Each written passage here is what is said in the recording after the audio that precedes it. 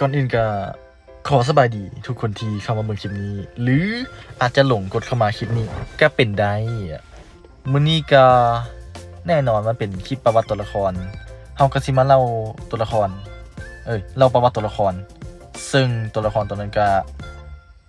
ก็เป็น OC ของค่อยแหละคือแบบผมคือแบบค่อยบ่มีคนเบิ่งเลยอ่ะไอ้เหี้ยแบบไอ้เหี้ยช่องแม่งโคตรฮางอ่ะโอ้โห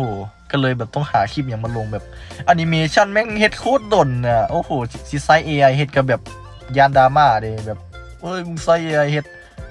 เขาก็เลยแบบมาเป็นคลิปแนวนี้แทนก็เป็นคลิปแบบลวกๆกันแล้วกันจังได๋ซองค่อยก็บ่มีคนเบิ่งอยู่ละ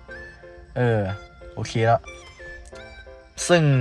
โอ้โหเว้ามา50นาทีเลยว่ะไปตัดเข้าคลิปเลยดีกว่า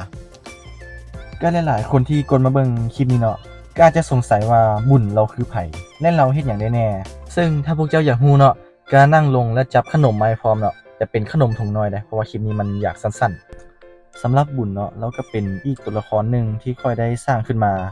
เพื่อเป็นตัวแทนในการบรรยายในการ์ตูนของค่อยเราปรากฏตัวครั้งแรกในคลิป Q&A ที่ค่อยเอาเรามาเป็นตัวแทนในการตอบคำถามเนาะซึ่งก็บ่ฮู้ว่ามันเป็นการ Q&A แท้บ่เพราะว่าค่อยตอบคำถามตัวเองอะส่วนด้านพลังเนาะบุญนี้เราสิมีพลังระดับนักเขียน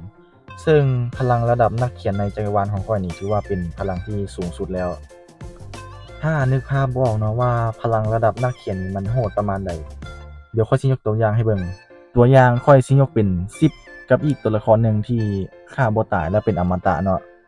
ซึ่งแน่นอนว่า10ของเฮานี่บ่สามารถสู้ได้อย่างแน่นอน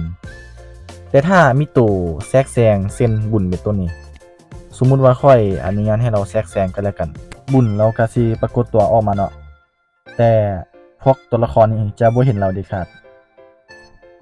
นอกจากเราสิปรากฏให้เห็นเนาะซึ่งบุญนี้เราก็สามารถที่จะสร้างให้ตัวละครตัวนี้แบบตายได้เลยอะแบบถูกตัดบทอะแบบหายไปเลยแบบตายเลยอะทั้งที่มันเป็นอมตะนี่แหละคือพลังระดับนักเขียนคือนักเขียนอยากสิเขียนให้ตัวละครเป็นจังไดก็ตามนั่นแหละส่วนสำหรับดีไซน์ของเราเนาะดีไซน์ของเราสิคล้ายๆคือศาลพระภูมิเนี่ย